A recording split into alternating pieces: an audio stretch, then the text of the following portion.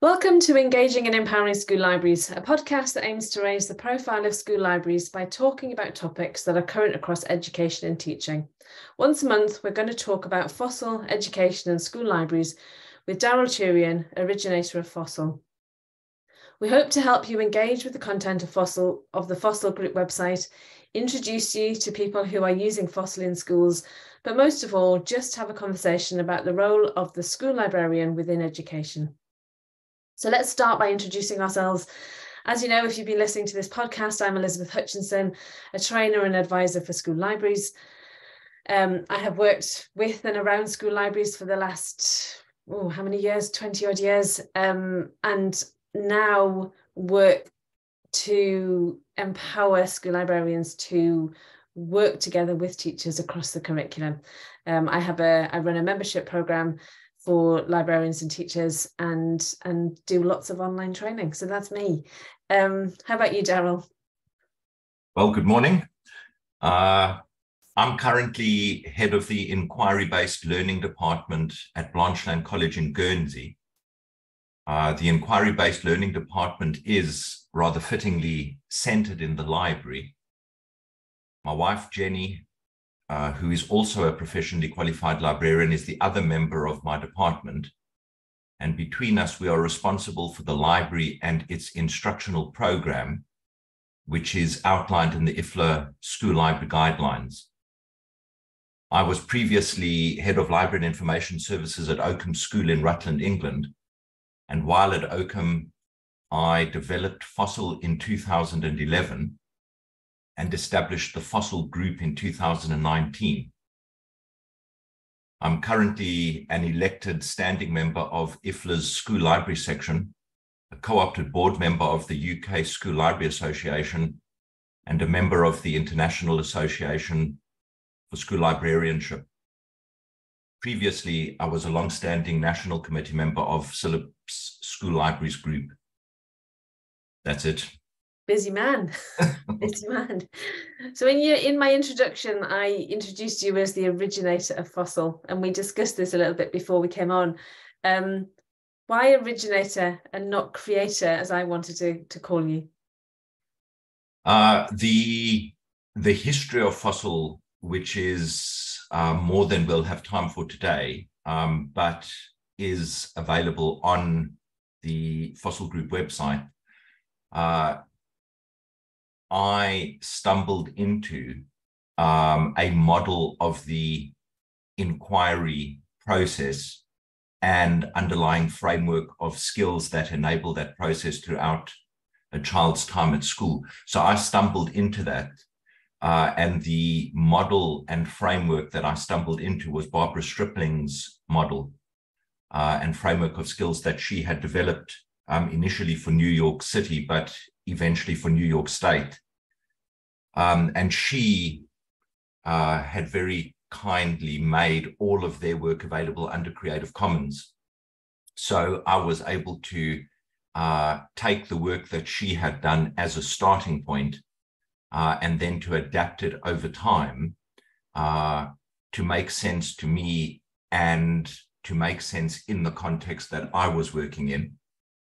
And yeah, so FOSIL originated with me, but I didn't create the model that FOSIL is based on. There you go. It is an interesting journey that has evolved over the last few years, isn't it? I remember coming to, back in 2013, coming to an IB course that you were running. And it was my first introduction to somebody who was as passionate about information literacy as I was, somebody who understood the need for students to have some kind of framework that actually made any sense. And actually, it might have been, was it earlier than that? Was it 2011 even? Anyway, that doesn't matter. But when we started on this journey and you started talking about FOSIL, which at the beginning it wasn't, because FOSIL, we should say, is a framework of skills for inquiry learning. But it wasn't that at the beginning, was it? It was, remind me what it was. So it started very simply as a framework of skills for information literacy. Yeah, that's right. And that was actually the starting point. I was concerned that we were expecting students in year 12, because Oakham offered A-levels a choice between A-level and IB diploma. And I was concerned that we were expecting students in year 12 who were doing the extended essay for the IB diploma, that we were expecting them to specifically to cite and reference their work according to a university level standard, without having taught them and given them meaningful opportunities to practice that before year 12. Yeah. So, in that sense, citing and referencing is a technical skill. You need to do certain things in a certain way, but it's actually an academic skill. It's learning how to work with other people's work and ideas, how to integrate that into your own work, and how to acknowledge that in an ethical and honest way. So I was looking for specifically a progression of skills relating to citing and referencing, so that I could say by year 12, we're expecting them to do this, but by this year we had taught them to do this, and by this year we had taught them to do this. I didn't want to guess what would be age appropriate. And that's how I stumbled into Barbara's framework of skills, because one of the stages in the inquiry process is Express. One of the skill sets in Express is academic integrity. One of the priority skills in academic integrity is citing and referencing. And that starts in kindergarten. It starts in nursery, with awareness that some information is your information and some information comes to you from somewhere else. And then increasingly sophisticated ways of working with and acknowledging that, all the way through to citing and referencing to a university level standard. So having a framework, I always, when I talk about FOSIL myself, I talk about it being building blocks, that actually you need a starting point before you can actually build up to that year 12 ability to cite and reference. FOSIL, did the Stripling model not give you that? Why did it change to FOSIL? Why did it move on from what Barbara Stripling had created? So when I first started working with Barbara's work, I was focused very narrowly on the framework of skills, and specifically the skills within Express as they related to citing and referencing. But at the same time, it was clear, because Express was part of a process, a cyclical process. So I had to start asking myself, well, if citing and referencing appears in Express, what is it that comes before Express and what is it that comes after?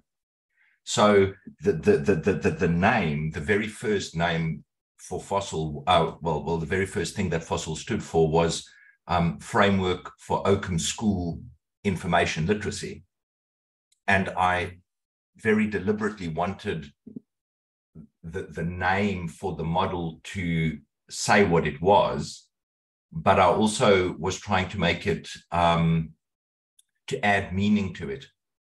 So that the similarity between FOSIL and fossilized remains, I worked quite hard to bring that about, because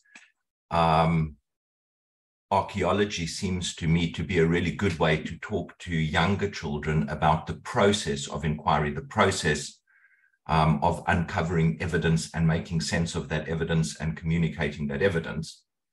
But also I was very aware that any framework, as soon as it becomes rigid and unresponsive, it becomes more or less useless.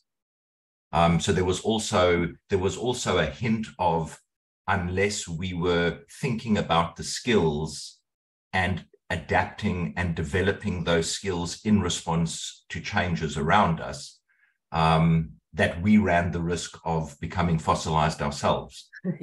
But it was that sense of there were certain skills that were part of a process. That process was an inquiry process, and increasingly, what I'm beginning to understand on a much deeper level is that is a learning process. It's a process of learning about the world and ourselves in the world. But that process can be applied to learning content in school. So we learn about the world and ourselves in the world through the different subjects that we study at school. And we can approach those subjects through an inquiry stance and process.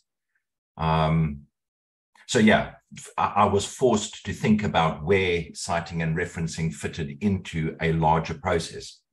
And we obviously know now that beyond that, there's a huge number of skills that students need to learn over the course of their education.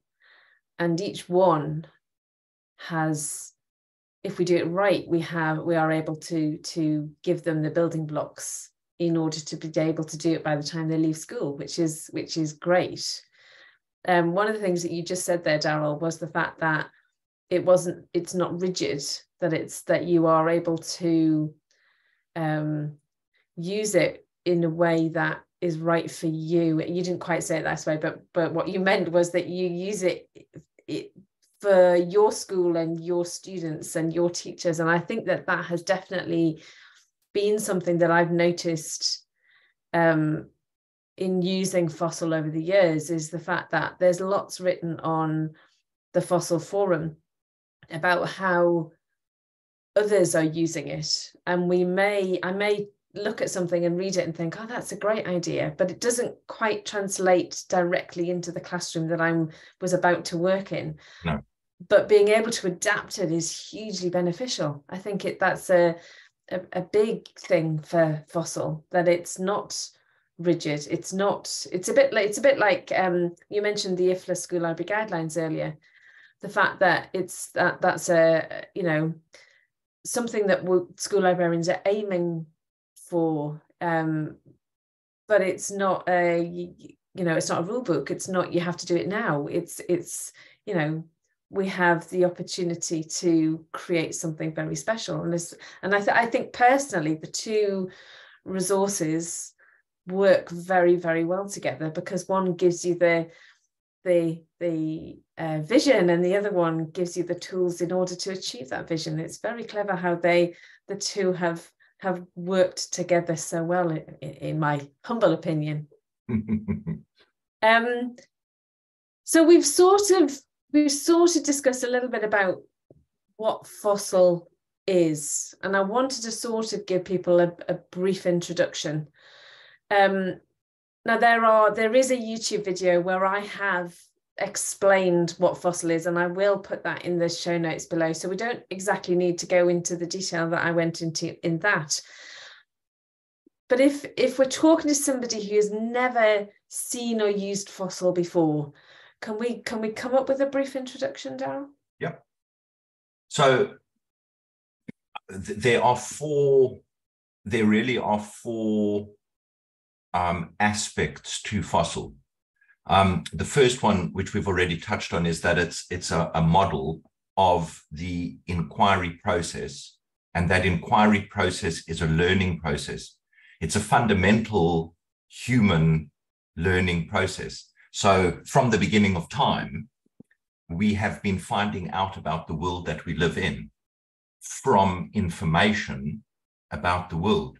Now, some of that information comes from experience. We do things happen, and if we reflect on what happened, we learn from those experiences. But that is a very inefficient way to learn about the world. So if every generation had to find out through trial and error what the previous generation knew, we would make very little progress. So most of the information about the world and ourselves in the world comes from the record of what people have discovered before us. Yeah. So the inquiry process is and that's the second aspect, is an attitude of wonder and puzzlement. It's being curious, it's being inquisitive and acting on that. And then there is a process, a dynamic process that comes out of that attitude or that stance or orientation towards the world. There's a process of learning about, finding out about the world and ourselves in it. The third aspect then is that there needs to be a model of that process, that process has distinct stages and certain things happen in each of those stages. So the third thing is that we have a model of that process, and we are developing a growing collection of resources, and particularly graphic organizers, that facilitate or enable that process. So to make it clear what kinds of things are going on in each stage at an age-appropriate level, in order to help both us and our students make meaningful progress through the stages. And then the last aspect really is that FOSIL is really a community of inquiry. So it's a growing community of educators who view learning in this way and who approach teaching and learning in this way, and are learning with and from each other. So what would you say to people working in A-level and GCSE schools where they're teaching to the test that have very little opportunity to carry out an inquiry? How can FOSIL fit into that scenario? So now this might not be the answer, the answer that you might be hoping for, because what I've come to understand and really appreciate, and have been saying for a while now, is that the school that you find yourself in is always going to be more or less favorable. The conditions in your school are always going to be more or less favorable to approaching teaching and learning in this way. So you could, for example, be in an IB school that is meant to be, the curriculum in an IB school is framed in terms of inquiry. Inquiry is a fundamental part of an education in an IB school, and you could still approach the teaching of your subject in a way that doesn't encourage or enable inquiry. Okay. Blancheland College is a fully co-educational school for from nursery all the way through to year 13. It only offers a GCSE A-level educational pathway, but the opportunities that we have at Blancheland are significantly greater than the opportunities that we had when we were at Oakham, which did MYP and offered IB diploma as an alternative to A-level. Interesting. But we need to be clear about what it is that we believe education and teaching and learning is. We need to be clear what our educational philosophy and methodology is. We need deep knowledge and understanding of that in order to be able to engage colleagues outside of the library. We need to identify opportunities in our particular school, which may initially be very limited. And that may have to do with the way that the school approaches stuff. It may have something to do with the staff in the school. It may have something to do with the library and the way that the library is set up, so that the challenges are always endless. And it requires a great deal of patience and perseverance and creativity. I can see that we're going to have some really interesting future conversations now.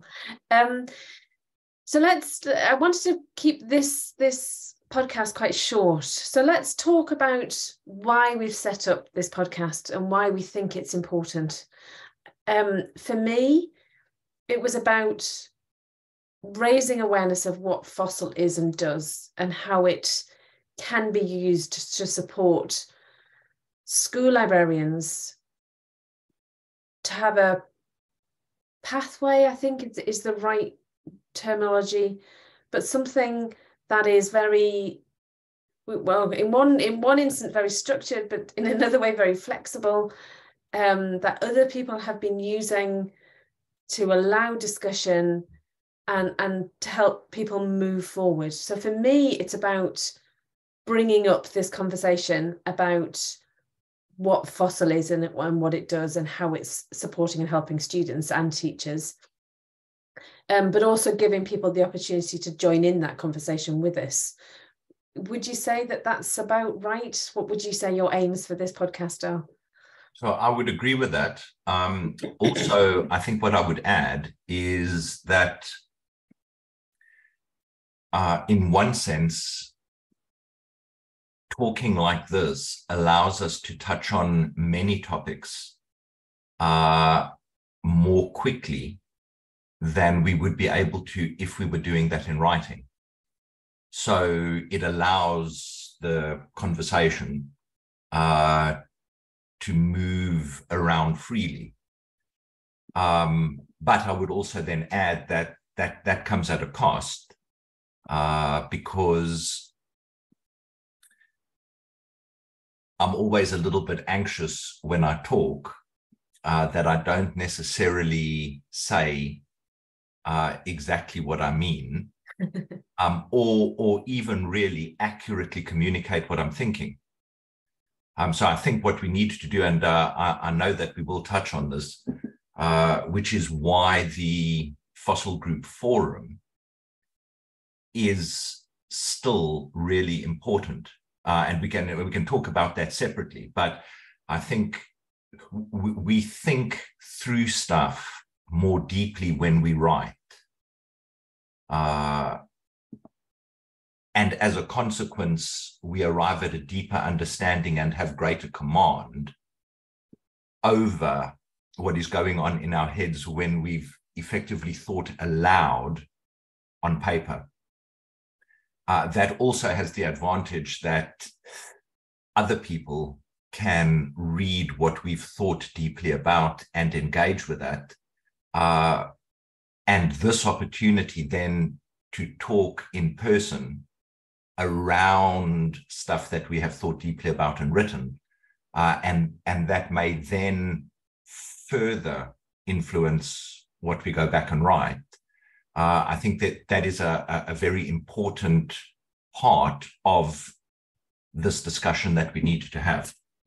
Absolutely. So it sort of brings together two of my questions. One is, what are our aims? But and why is the discussion on the forum useful? So I think we've touched on that in the fact that for me, I think reading something is you're right, is hugely important. But in order for me to understand it, I need to be able to verbally explain my understanding and have a discussion about it. And I think this is what and why this podcast is important. The forum discussions are full of quality content. People sharing their ideas and their understanding.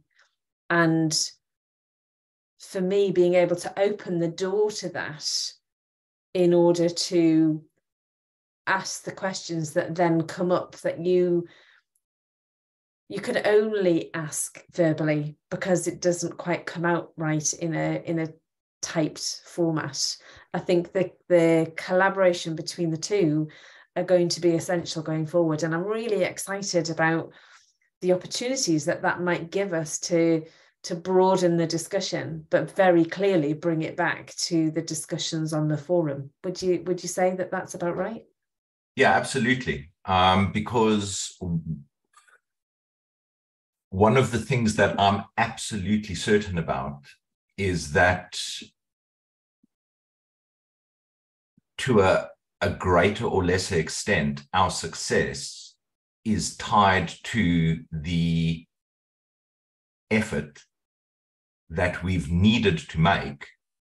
So we have impossible demands on our time, and we have to decide what we prioritize. But I know for a fact that, and I'm speaking just for Jenny and myself, and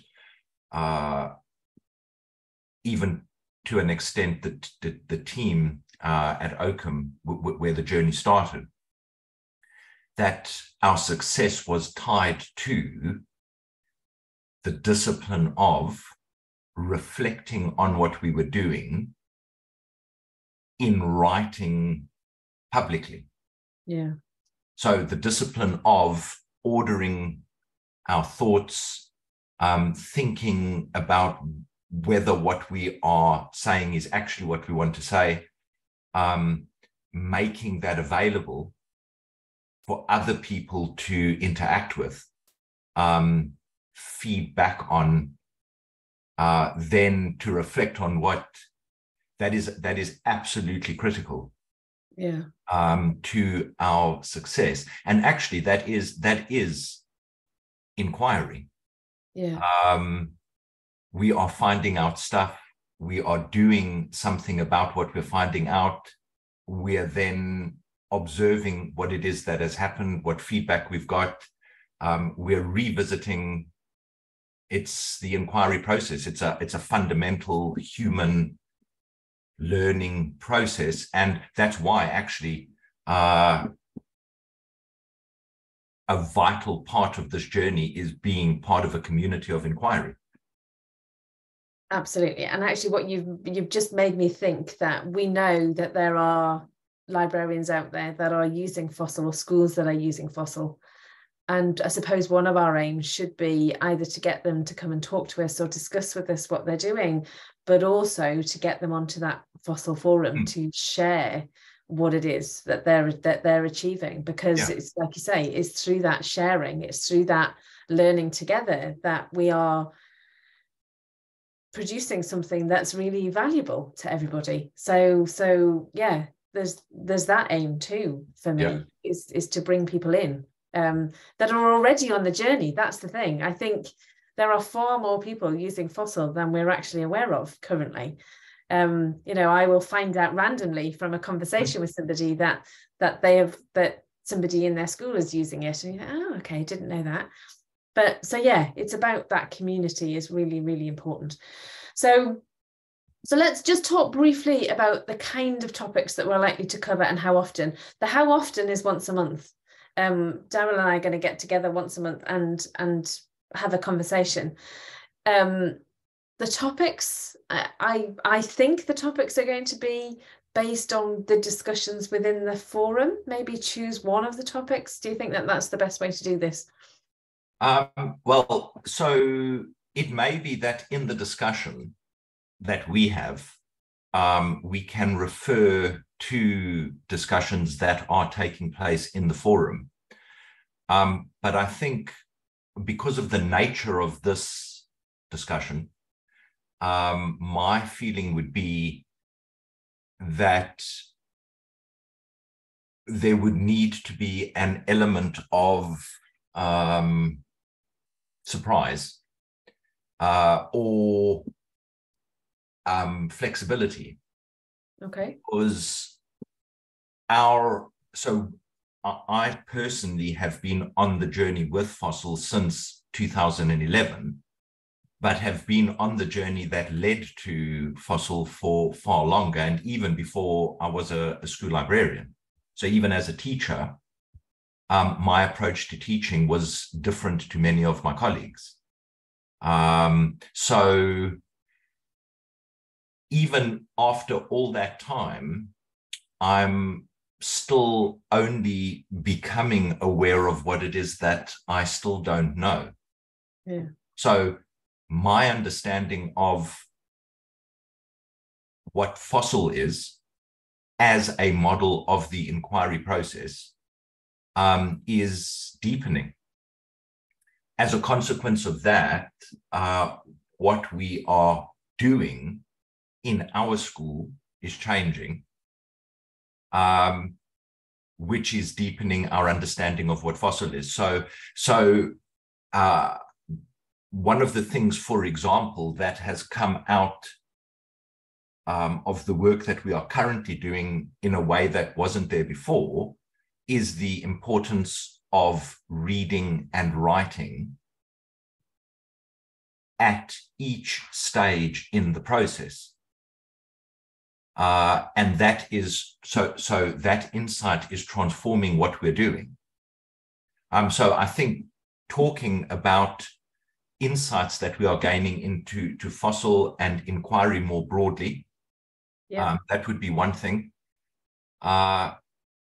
I think also something that is particularly exciting is that colleagues elsewhere, so in other parts of the world, are also on a unfolding journey of understanding, and interestingly are wrestling with similar issues to us. So Barbara Stripling's context in America, on the one hand, is very different to ours, and she's been on that journey even longer than I have. Yeah. And she is still becoming aware of what she still does not know. So that's on the one hand, but on the other hand, the environment that we operate in is changing. So an obvious example is digital literacy and digital tools. Yes.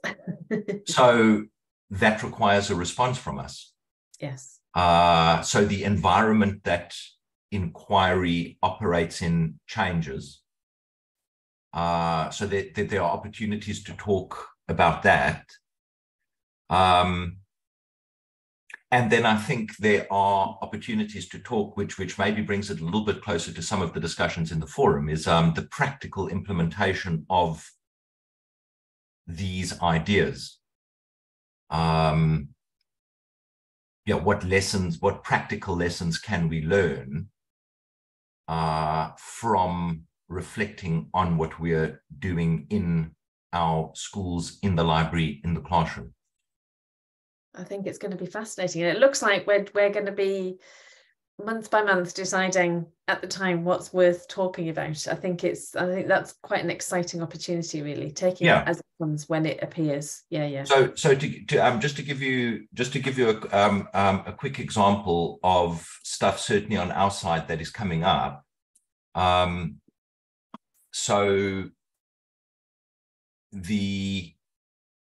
I've contributed a chapter to an IFLA book on libraries empowering society through digital literacy education.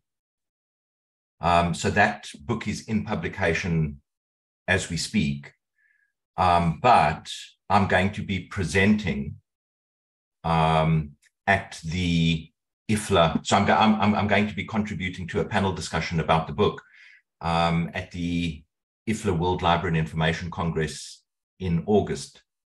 Fantastic. So that, for example, is coming up. We've also got an extended workshop that we've been asked to run at the International Association of School Librarianship conference in Rome at the end of July. So that is on signature work inquiry, so interdisciplinary signature work inquiry. So those are all opportunities to think more deeply about what it is that we have done, are doing, and are going to do. Yeah. And those things in and of themselves, I think, will be of interest and broader value. Yeah, in addition to what else may crop up. Absolutely. Absolutely. Right. I'm just going to pause just a second to do a little bit of promotion. So I run a training membership for school librarians and teachers called Engaging and Empowering School Libraries for any school librarian, teacher or school who are interested in finding ways to support collaboration between teachers and librarians across the curriculum. I focus on empowering school librarians to help boost independent learning, literacy, and well-being through their school library using FOSIL. So if you want to start your learning with others on this same journey, you can find more information in the link in the show notes below. So final question, Daryl. Where should somebody brand new to FOSIL start? With a sense of wonder and puzzlement. Perfect. But more practically, if I could just kind of wrap things up from so to sum up from my perspective. Absolutely, yes, please do. I've been working my way. So I've had the book for a while. I've had it since being at Oakham, but I've returned to it for various reasons. It's called Action, Talk, and Text: Learning and Teaching Through Inquiry, and it's edited by Gordon Wells. It's practically impossible to get hold of. I was quite fortunate to get a copy many years ago, and I've returned to it, and it is extraordinary. So just very briefly, a bit of context. So that book is a reflection on 10 years of the Developing Inquiring Communities in Education project, which was led by the Ontario Institute for Studies in Education at the University of Toronto.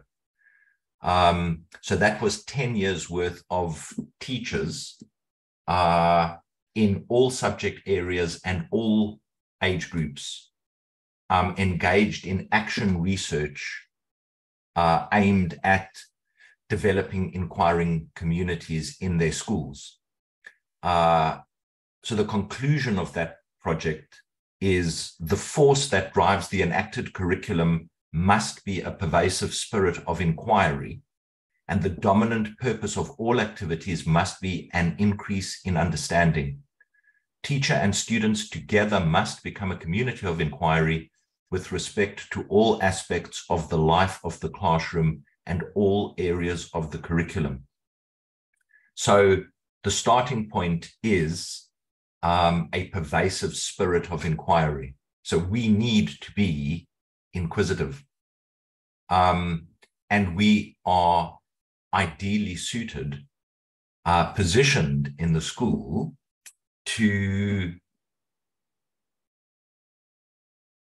encourage and facilitate inquiry, to instigate and nurture inquiry. Libraries are born out of a spirit of inquiry. The second thing then is to commit ourselves to finding ways to connect with other people in the school who share that approach to teaching and learning.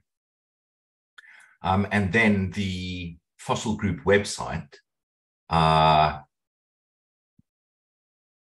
is work to be done on that. That is really a labor of love. If I'm being honest, you know, we were very fortunate at Oakham School to have some funding to set it up, but that was very limited funding and an awful lot of work by a handful of individuals. And certainly in terms of maintaining that and driving development forward, it's largely Jenny and myself. So there is great scope for further development, and hopefully there will be time and resource to do that. So it's not necessarily as easy to find your way into and around, although we've tried very hard. So I'm hoping one of the opportunities that we'll have in this podcast, maybe we could make that a feature of each month's conversation, is an aspect of the website, to explain how it works and what its purpose is. But certainly I'm hoping that there is a relatively self-explanatory way into what we're doing on the website. And then, of course, it would be very clear very quickly who colleagues are who are on a similar journey, who people could approach and explore options with. Absolutely. So yourself, for example, myself and Jenny, pretty much anybody who has contributed to the discussions in the FOSIL Group Forum would be delighted to help. That's a lovely way to finish. So thank you for joining me today, Daryl. I really look forward to future conversations, and hope we've inspired a few people just to start thinking about their FOSIL journey. So any tools that we've talked about today will be in the show notes below. As always, if you'd like to comment on anything you've heard during this podcast, we'd love to hear your thoughts. Don't forget to subscribe to this podcast so you don't miss out on future discussions. Thank you for listening.